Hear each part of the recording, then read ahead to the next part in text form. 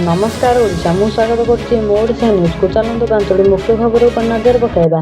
ओडिशा रे फुटिला पद्म जानतु एबे मुख्यमंत्री दौड़रे किए चर्चा हेउछि एही पांचटी नाम। लोकसभा निर्वाचन सहित ओडिशा विधानसभा निर्वाचन रे बीजेपी एक बृहत विजय हासिल करिछि, ଯେଉଁଠାରେ ବିଜେପି 5 ଥର ମୁଖ୍ୟମନ୍ତ୍ରୀ ନବୀନ ପଟ୍ଟନାୟକଙ୍କୁ ପରାସ୍ତ କରିଛି। ଏଥିସହିତ ବିଜେପି ଏଥର 147 ବିଧାନସଭା ଆସନ ମଧ୍ୟରୁ 78ଟି ଜିତି ଇତିହାସ ସୃଷ୍ଟି କରିଛି। 2000 ମସିହାରୁ ଓଡ଼ିଶାରେ କ୍ଷମତାରେ ଥିବା ବିଜେଡି ଏଥର ମାତ୍ର 51ଟି ଆସନକୁ ଖସି ଆସିଥିବା ବେଳେ କଂଗ୍ରେସ 14ଟି ବିଧାନସଭା ଆସନ ଜିତିଛି। ବାସ୍ତବରେ ରାଜ୍ୟରେ ପ୍ରଥମ ଥର ପାଇଁ ବିଜେପି ସରକାର ଗଠନ କରିବାକୁ ଯାଉଛି। ଏହିଭଳି ପରିସ୍ଥିତିରେ ମୁଖ୍ୟମନ୍ତ୍ରୀଙ୍କ ନାମକୁ ନେଇ ଆଲୋଚନା ମଧ୍ୟ ତୀବ୍ର ହେଉଛି। ଏଥର ଗୋଟିଏ ପଟେ ସସ୍ପେନ୍ସ ଜାରି ରହିଥିବା ବେଳେ ଅନ୍ୟପଟେ ବିଜେପି କିଛି ମନୋନୀତ ନାମ ଉପରେ ବିଚାର କରୁଛି, ଯାହାର ପ୍ରଥମ ନାମ ଗିରୀଶ ଚନ୍ଦ୍ର ମୁର୍ମୁ, ଯିଏ ସିଏଜି। ବାସ୍ତବରେ ଗିରୀଶ ଚନ୍ଦ୍ର ମୁର୍ମୁ ଗତ କିଛି ଦିନ ହେବ ଏହି ଖବରରେ ଅଛନ୍ତି। ଗୁଜରାଟର ମୁଖ୍ୟମନ୍ତ୍ରୀ ଥିବା ସମୟରେ ପ୍ରଧାନମନ୍ତ୍ରୀ ନରେନ୍ଦ୍ର ମୋଦିଙ୍କ ସହ ଗିରୀଶ କାମ କରିଛନ୍ତି।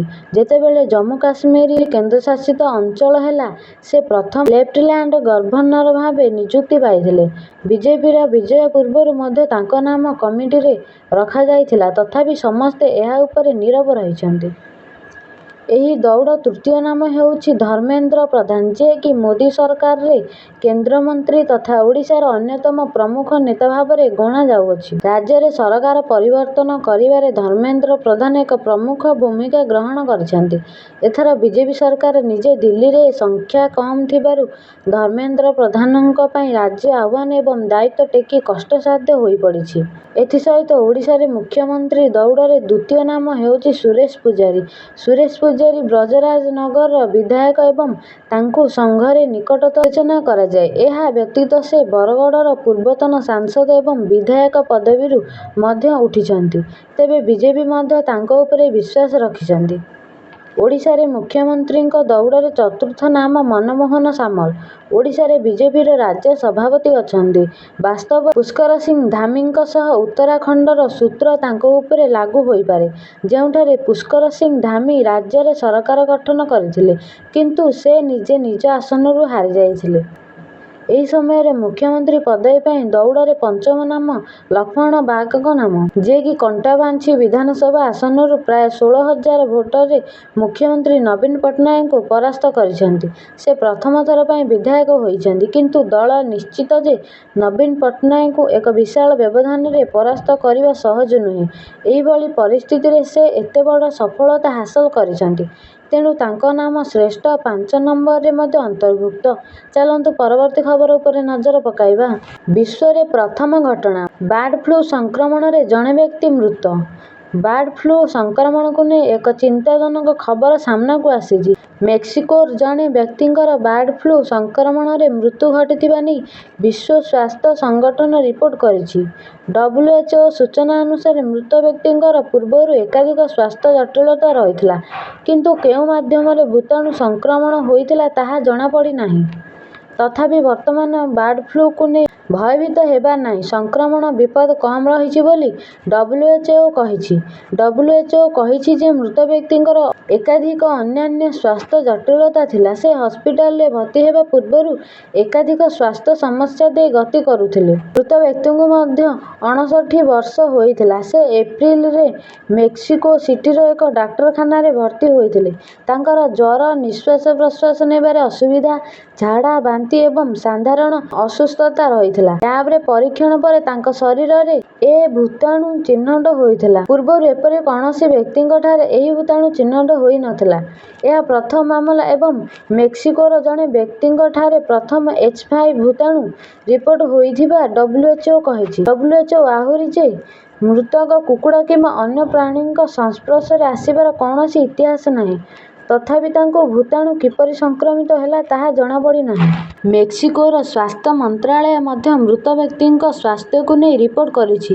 ତାଙ୍କର କ୍ରନିକ୍ କିଡନୀ ରୋଗ ଏବଂ ଟାଇପ୍ 2 ଡାଇବେଟିସ୍ ଥିଲା ବୋଲି ମେକ୍ସିକୋ ସ୍ୱାସ୍ଥ୍ୟ ମନ୍ତ୍ରଣାଳୟ କହିଛି। ସେପଟେ ବୈଜ୍ଞାନିକମାନେ କହିଛନ୍ତି ଯେ ଏହି ମାମଲା ଆମେରିକାରେ 3 ଜଣ ପଶୁପାଳକଙ୍କୁ ବ୍ୟାପୁଥିଲା। H5N1 ବାର୍ଡ ଫ୍ଲୁ ସହ କୌଣସି ସମ୍ପୃକ୍ତ ନାହିଁ। ଚାଲନ୍ତୁ ପରବର୍ତ୍ତୀ ଖବର ଉପରେ ନଜର ପକାଇବା। ରାସନ କାର୍ଡଧାରୀଙ୍କ ପାଇଁ ଆସିଲା ବଡ଼ ଅପଡେଟ୍। ଚାଉଳ ଗହମ ସହ ମିଳିବ ଏହି 5ଟି ଜିନିଷ। ଆପଣଙ୍କର ରାସନ କାର୍ଡ ଅଛି? ଯଦି ହଁ, ତେବେ ହୋଇଯାଆନ୍ତୁ ଖୁସି। ଚାଉଳ ଗହମ ସହ ମିଳିବ ଏହି 5ଟି ଜିନିଷ। ଯଦି ଆପଣ ରାସନ କାର୍ଡ ବ୍ୟବହାରକାରୀ ହୋଇଥାନ୍ତି ତେବେ ସଚେତନ ହୋଇଯାଆନ୍ତୁ, କାରଣ ଆପଣ ସମସ୍ତଙ୍କ ପାଇଁ ଏକ ନୂଆ ଅପଡେଟ୍ ଆସିଛି। ଯଦି ଆପଣ ସରକାରଙ୍କ ଦ୍ୱାରା ଦିଆଯାଇଥିବା ରାସନ କାର୍ଡର ଲାଭ ଉଠାଉଛନ୍ତି ତେବେ ଆପଣ ସମସ୍ତଙ୍କ ପାଇଁ ନୂଆ ରିପୋର୍ଟ ସାମ୍ନାକୁ ଆସିଛି। ରାସନ ବଦଳରେ ଆପଣଙ୍କ ଆକାଉଣ୍ଟକୁ ଜମା ହେବ ଟଙ୍କା। ବର୍ତ୍ତମାନ ହେଉଛି ନିର୍ବାଚନର ସମୟ। ବିଧାନସଭା ପକ୍ଷରୁ କୁହାଯାଉଛି ଯେ ପୂର୍ବରୁ ରାସନ କାର୍ଡ ବ୍ୟବହାରକାରୀଙ୍କୁ ସରକାର ତରଫରୁ ମାଗଣା ରାସନର ସୁବିଧା ପ୍ରଦାନ କରୁଛନ୍ତି। ମାତ୍ର ଏଥିରେ ପରିବର୍ତ୍ତନ ହୋଇଛି। ଏବେ ଗହମ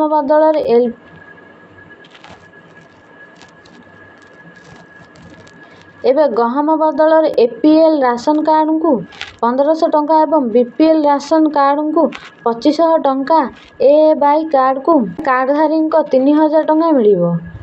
ସେହିପରି ସରକାରଙ୍କ ତରଫରୁ ଲୋକଙ୍କୁ 5 କିଲୋ ଚାଉଳ ଦିଆଯାଉଥିଲା, ଯେଉଁଥିରେ ସେମାନଙ୍କ ଚଳିବାରେ କଷ୍ଟ ହେଉଛି। ତେଣୁ ସେମାନେ ପୂର୍ବ ଅପେକ୍ଷା ଅଧିକ ଖାଦ୍ୟଶସ୍ୟ ପାଇବାକୁ ଯାଉଛନ୍ତି। ଜୁନ୍ 1ରୁ ରାସନ ନିୟମରେ ପରିବର୍ତ୍ତନ। ଜୁନ୍ 1ରୁ ରାସନ କାର୍ଡର ସମ୍ବନ୍ଧୀୟ କିଛି ନିୟମରେ ପରିବର୍ତ୍ତନ କରାଯାଇଛି। ଏବେ ଗହମ, ଚାଉଳ ସହ ଡାଲି, ଚିନି ଏବଂ ତେଲ ମଧ୍ୟ ମିଳିବ। ରାସନ କାର୍ଡଧାରୀଙ୍କ ପାଇଁ କେତେକ ଜିନିଷ ଯୋଡ଼ା ଯାଇଛି ଓ ସରକାରଙ୍କ ତରଫରୁ ଏହି ଲାଭକୁ ବଢ଼ାଯିବ। ଏଥିପାଇଁ ରାଜ୍ୟର ରାସନ କାର୍ଡଧାରୀଙ୍କ ପାଇଁ ପ୍ରସ୍ତୁତି ଆରମ୍ଭ ହୋଇସାରିଛି।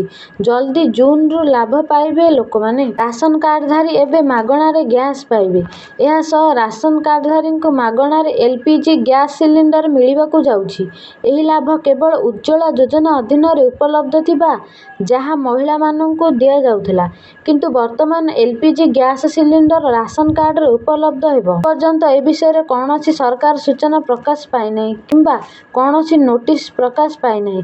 ଏହା କେବଳ ଅଫିସିଆଲ ୱେବସାଇଟରେ ଅପଡେଟ୍ ହୋଇଛି। ଚାଲନ୍ତୁ ପରବର୍ତ୍ତୀ ଖବର ଉପରେ ନଜର ପକାଇବା। ଭିକେ ପାଣ୍ଡିଆନଙ୍କୁ ନେଇ ବଢୁଛି ଚର୍ଚ୍ଚା। ନିର୍ବାଚନ ଫଳାଫଳ ପ୍ରକାଶର 2 ଦିନ ପରେ କ୍ୟାମେରା ସାମ୍ନାକୁ ଆସିନାହାନ୍ତି ପାଣ୍ଡିଆନ।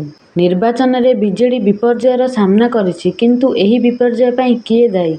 ଏହାକୁ ନେଇ ଚର୍ଚ୍ଚା ଚାଲିଛି। ମୁଖ୍ୟମନ୍ତ୍ରୀ ପଦରୁ ନବୀନ ପଟ୍ଟନାୟକ ଇସ୍ତଫା ଦେବା ପରେ ଅନେକ ଲୋକ ନିଜ ନିଜ ବାର୍ତ୍ତା ରଖୁଛନ୍ତି। କିଏ ସୋସିଆଲ ମିଡିଆରେ ନିଜର ଭିଡିଓ ଜାରି କରି ନିଜର ଭାବନା ପରିପ୍ରକାଶ କରୁଛନ୍ତି। କିନ୍ତୁ ଏହା ସହିତ ଗୋଟିଏ ବଡ଼ ପ୍ରଶ୍ନ ଉଠିଛି ଯେ ଭିକେ ପାଣ୍ଡିଆନ କୁଆଡ଼େ ଗଲେ? ଚଳିତ ନିର୍ବାଚନରେ ବିଜେଡିର ଯଦି କୌଣସି ନେତା ସର୍ବାଧିକ ପ୍ରଚାର କରିଛନ୍ତି ଏବଂ ଗାଁରୁ ସହର ନିଜର ଉପସ୍ଥିତି ଜାହିର କରିଛନ୍ତି ସେ ହେଉଛନ୍ତି ପାଣ୍ଡିଆନ। ନବୀନଙ୍କ ପ୍ରଚାର ବେଳେ ପାଖେ ପାଖେ ଛିଡ଼ା ହୋଇଥାନ୍ତି, କିନ୍ତୁ ନିର୍ବାଚନ ପରାଜୟ ପରେ ଏହି ବ୍ୟକ୍ତି ଜଣଙ୍କର ଦେଖା ମିଳୁନି। କୁଆଡ଼େ ଗଲେ, କେଉଁଠି ଅଛନ୍ତି, କ'ଣ କରୁଛନ୍ତି ତାକୁ ନେଇ ଅନେକ ପ୍ରଶ୍ନ ଉଠୁଛି। ଗତକାଲି ବିଜେଡିର ନବନିର୍ବାଚିତ ବିଧାୟକ ବୈଠକରେ ମଧ୍ୟ ପାଣ୍ଡିଆନ ଅନୁପସ୍ଥିତ ଥିଲେ। ଆଇଏଏସ୍ ଚାକିରିରେ ଥିବାବେଳେ ମଧ୍ୟ ସେ ଦଳୀୟ କାର୍ଯ୍ୟକ୍ରମରେ ସମ୍ପୃକ୍ତ ରହୁଥିବା ଅଭିଯୋଗ ରହିଛି। ହେଲେ ଏବେ ପରାଜୟ ପରେ କୌଣସି ବୈଠକରେ ଯୋଗ ନ ଦେବା ଅନେକ ଚର୍ଚ୍ଚାକୁ ଖୋରାକ ବଢ଼ାଉଛି। ସେ ପ୍ରଚାର ବେଳେ ବିଜେପି ବିକାଶକୁ ବିରୋଧ କରୁଥିଲେ। ଏଥର ଫଳାଫଳ ପ୍ରକାଶ ପାଇଲେ 2/3 ଆସନରେ ବିଜେଡି ବାଜିମାତ କରିବ ବୋଲି ପାଣ୍ଡିଆନ ଦୃଢ଼ୋକ୍ତି ପ୍ରକାଶ କରିଥିଲେ। ଯଦି ନ ହେବ ସେ ରାଜନୀତିରୁ ସନ୍ନ୍ୟାସ ନେବେ ବୋଲି ଖୋଲା ମଞ୍ଚରେ ଘୋଷଣା କରିଥିଲେ। ଏବେ କିନ୍ତୁ ପରାଜୟ ପରେ ପାଣ୍ଡିଆନ କେଉଁଠି ମୁହଁ ଲୁଚାଇଛନ୍ତି ତାକୁ ନେଇ ସୋସିଆଲ ମିଡିଆରେ ପ୍ରଶ୍ନ ଉଠିଛି। ଏହାରି ଭିତରେ ପାଣ୍ଡିଆନ ତାଙ୍କ ଇନଷ୍ଟାଗ୍ରାମ ଆକାଉଣ୍ଟରେ ସେ ବିଜେଡି ସଦସ୍ୟ ବୋଲି ହଟାଇ ଦେଇଛନ୍ତି। ନବୀନଙ୍କ ସହ ସେ କାମ କରିଥିବାରୁ ଖୁସି ବୋଲି ଉଲ୍ଲେଖ କରିଛନ୍ତି।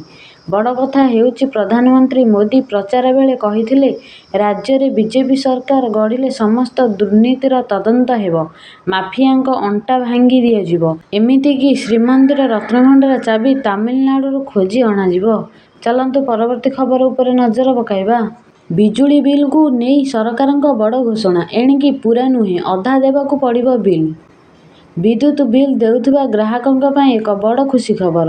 ଗ୍ରୀଷ୍ମ ଦିନରେ ଲୋକମାନେ ଅଧିକ ବିଦ୍ୟୁତ୍ ବ୍ୟବହାର କରୁଛନ୍ତି, ତେଣୁ ଅଧିକ ବିଲ୍ ପୈଠ କରିବାକୁ ପଡ଼ିଛି। ଏହାରି ଭିତରେ ସରକାରଙ୍କ ଏହି ଘୋଷଣା ଆପଣଙ୍କୁ ଆରାମ ପ୍ରଦାନ କରିବ, ଯାହା ଫଳରେ ଆପଣଙ୍କୁ କେବଳ ଅଳ୍ପ ବିଦ୍ୟୁତ୍ ବିଲ୍ ଦେବାକୁ ପଡ଼ିବ। ଯଦି ଆପଣ ମଧ୍ୟ ଆପଣଙ୍କ ଘରେ ବିଦ୍ୟୁତ୍ ବ୍ୟବହାର କରନ୍ତି ତେବେ ଆପଣଙ୍କୁ ଅଧା ବିଦ୍ୟୁତ୍ ବିଲ୍ ଦେବାକୁ ପଡ଼ିବ। ସରକାର ଏହା କହିଛନ୍ତି ଯେ ବର୍ତ୍ତମାନ ବିପିଏଲ୍ ଏବଂ ଦାରିଦ୍ର୍ୟ ସୀମାରେଖା ତଳେ ଥିବା ଲୋକଙ୍କ ବିଦ୍ୟୁତ୍ ବିଲ୍ ଅଧାକୁ ହ୍ରାସ କରାଯିବ। କରାଯିବ। ଅର୍ଥାତ୍ ଆପଣ ଯାହା ବି ବିଦ୍ୟୁତ୍ ବିଲ୍ ବ୍ୟବହାର କରିବେ ଏହାର ଅଧା ଦେବାକୁ ପଡ଼ିବ। ଏଥିସହିତ 300 ୟୁନିଟ୍ ପର୍ଯ୍ୟନ୍ତ ବିଜୁଳି ବିଲ୍ ଛାଡ଼ କରିଦିଆଯାଇଛି। ଅର୍ଥାତ୍ 300 ୟୁନିଟ୍ ବିଦ୍ୟୁତ୍ ବ୍ୟବହାର କଲେ ଆପଣଙ୍କୁ ବିଲ୍ ଦେବାକୁ ପଡ଼ିବ ନାହିଁ। ବିଦ୍ୟୁତ୍ ବିଲ୍ ଗ୍ରାହକଙ୍କୁ ସରକାର ବହୁତ ଆରାମ ଦେଇଛନ୍ତି। ଏଥିପାଇଁ ଆପଣଙ୍କୁ ଅନଲାଇନ୍ ପୋର୍ଟାଲକୁ ଯାଇ ଫର୍ମ ପୂରଣ କରିବାକୁ ପଡ଼ିବ।